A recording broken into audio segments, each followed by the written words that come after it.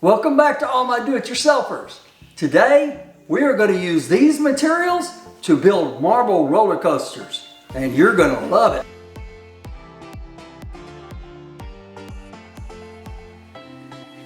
Marble roller coasters are always a class favorite.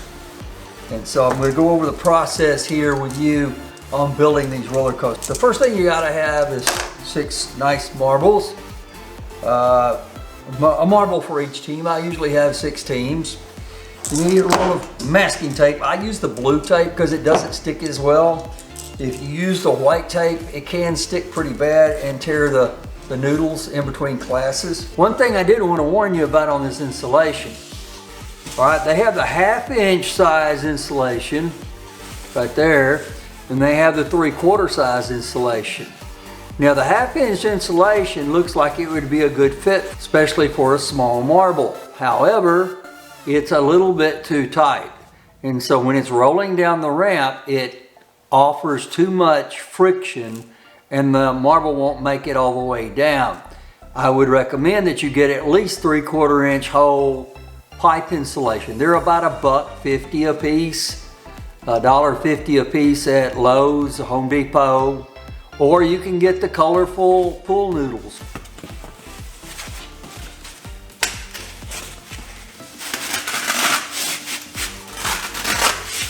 It's got a seam to split already. You can use your finger like I'm doing to split it, or you can use a knife, either one. I do not get the sticky tight noodles. This is just the plain foam noodles without the adhesive on them. Now I'm going to split them in half with a razor knife. You could use scissors, but the big thing either way with whatever tool you use is to make sure that you don't cut your fingers. So you always cut away from your hand. Always cut away from your fingers.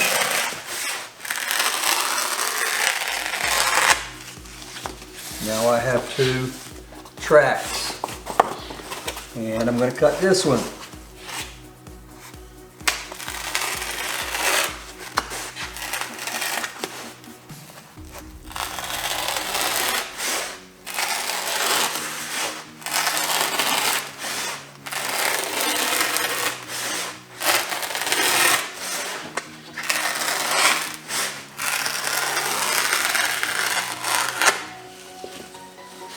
We have 4 tracks of 6 foot each.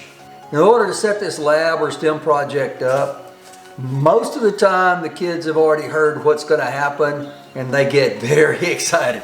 Marble roller coasters are a great hit with the kids, the students. All right, so what you give them is 3 6 foot noodles that are already split. It's 18 feet. You give them a roll of tape, and you give them 1 marble. They have to design a roller coaster. It has to start from the tabletop. Cannot start from higher than the tabletop.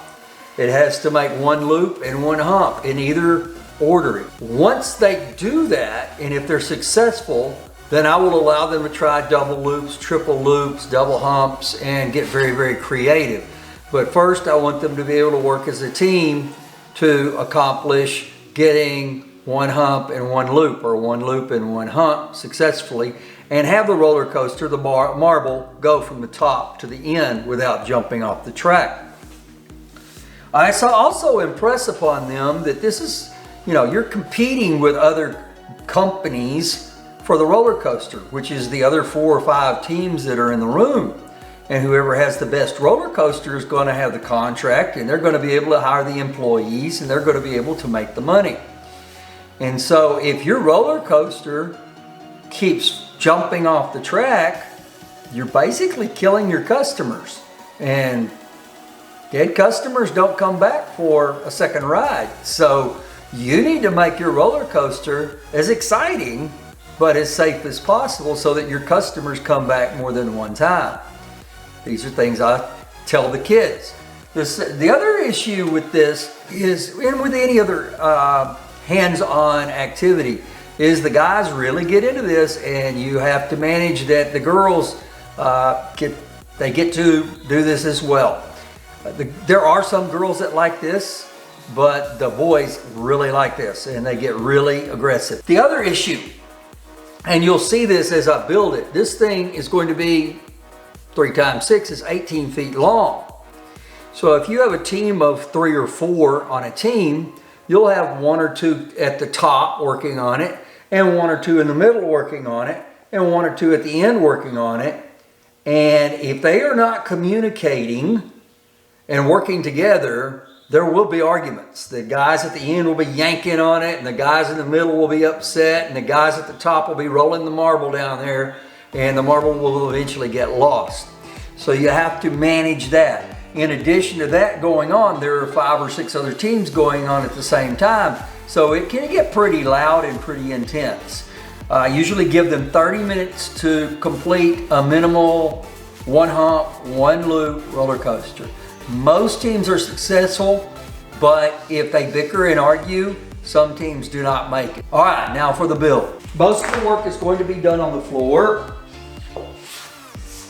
And the first step is going to be taping the ends of the noodles together to make one continuous noodle. And so you want the tape to be pushed down into the trowel so that it's a smooth transition from piece to piece, and the marble doesn't hit any kind of bump.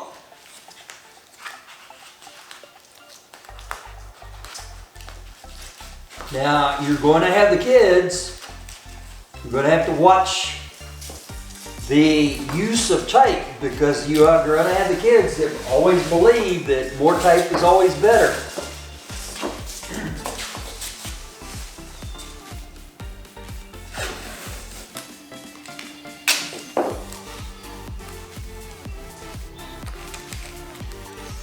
I'm using the blue painter's tape because it is not as sticky. The white normal masking tape will work, but it can get really sticky onto the foam, and when you disassemble the pieces, it can tear up the ends of the foam, and then you have to cut them off and clean them up for the next period. And there you have 18 feet of noodles all taped together. Now, the next step that normally happens is they tape the far end up on top of the table. The roller coaster has to start from the tabletop.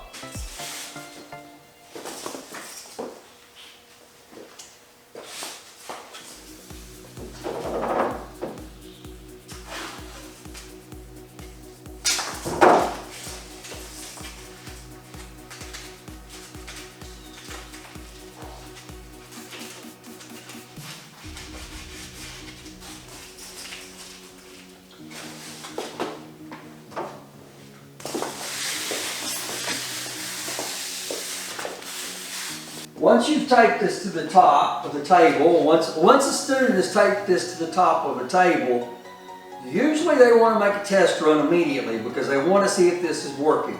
That's not uncommon, and so they'll put the marble up here. They're not allowed to push the marble, they just have to allow it to roll. Oh, you will hear all kinds of excitement there because they were successful. The marble made it all the way to the end. The next section of this is where you start having to have your hump or your loop. And the teams have to work together to figure out which one they're going to do first. So normally I will let them use a book or a shoe or some object for their hump. And maybe they tape it down on each side. You don't want a lot of flex in the foam, because flex, if it flexes around, it causes the marble to lose energy. Now, one trick about this hump thing, I don't tell them how high the hump has got to be. So you'll see some of these guys that'll build a huge hump, which works to their detriment. You could have a very small hump. As long as it's a hump, I'm okay with it either way.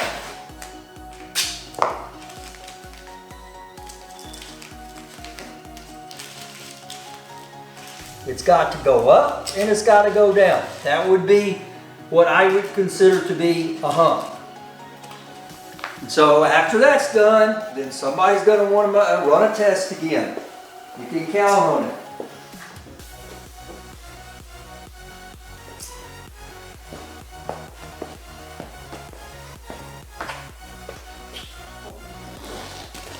Ooh, well, we were good, but we ran off of our track. We got a lot too much energy going on there. But that's all right. We got over the hump and we stayed on the track over the hump. So that's not too bad. Now it made it all the way to the end. That's good. Now that we have a hump, we've got to start focusing on making a loop. Same way with the hump. You'll see guys that will make a huge loop. I mean, something along the lines of this.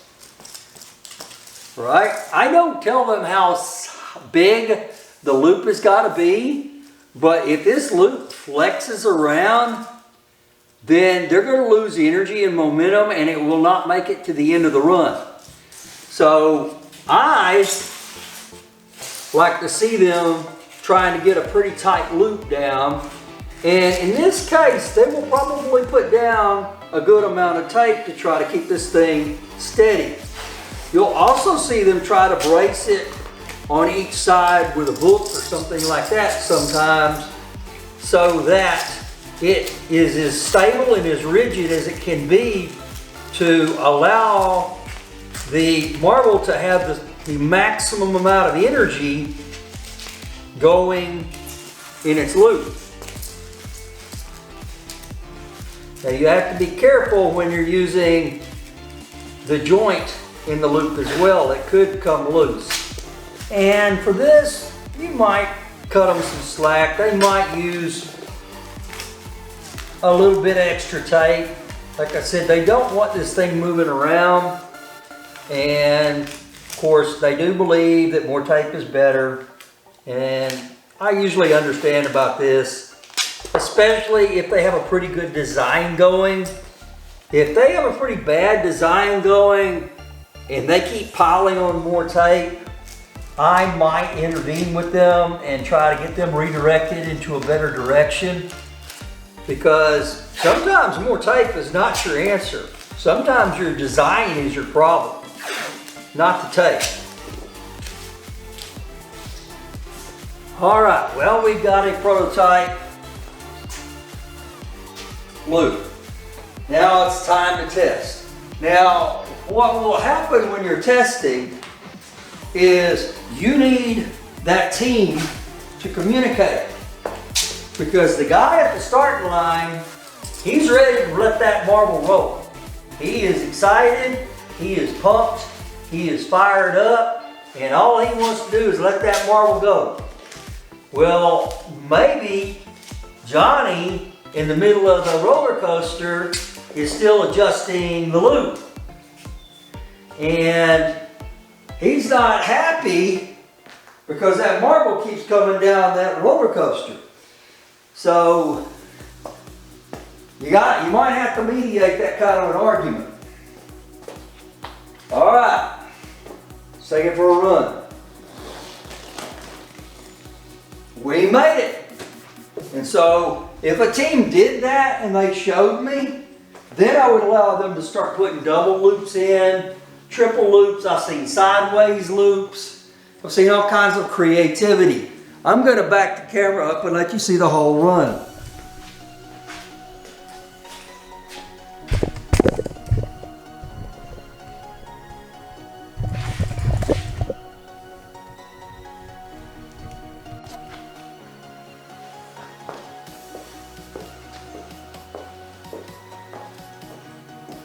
All right, so here's the whole run, one shot. Let's see if it works. Let's go. Oh, we lost it on our loop. So I would investigate to see if any tape came loose, and that's what it looks like here. We have a little bit of tape that loosened up. The white tape won't loosen as much, the blue tape will. All right, try it again. Nice. That's what it should do. And so I would encourage the kids, the students, I would encourage the students to try this several times to ensure, because that's what we do in science, that's what we do in experiments. We do multiple iterations to ensure consistency of our results. And then if it works several times, then I know they've got a good design and they're not killing their customers, and it's ready to go on to a more advanced design. Very nice, very consistent. All right. This is a really cool activity. Like I said, I've seen people do the loops around chair legs, sideways. I've seen them do double loops. I've seen them do multiple humps. I've seen them do large humps. I've seen them get another noodle and make a tunnel.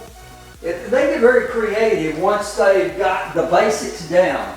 As far as the science goes, we're teaching basic force and motion, friction, gravity, push and pull. They've got to have enough energy to go all the way to the end. I mean, the customers don't want to be stuck in the middle of the roller coaster, right? I'll let you see a run or two from this angle. Maybe it'll look differently this direction. The tape came loose again and slowed down the roller coaster. There's a little spot right here where the tape is lifting, and that is going to cause a problem. That would be something that the team would have to try to iron out. Try again. Oh yeah, that was a pretty run.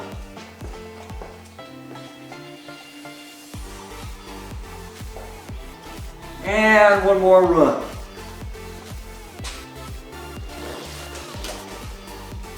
Nice, very consistent, very safe. But I don't know about you, it would be exciting for me to go upside down. And there you have it. One marble, 3 half noodles, 6 feet long each, and a roll of masking tape.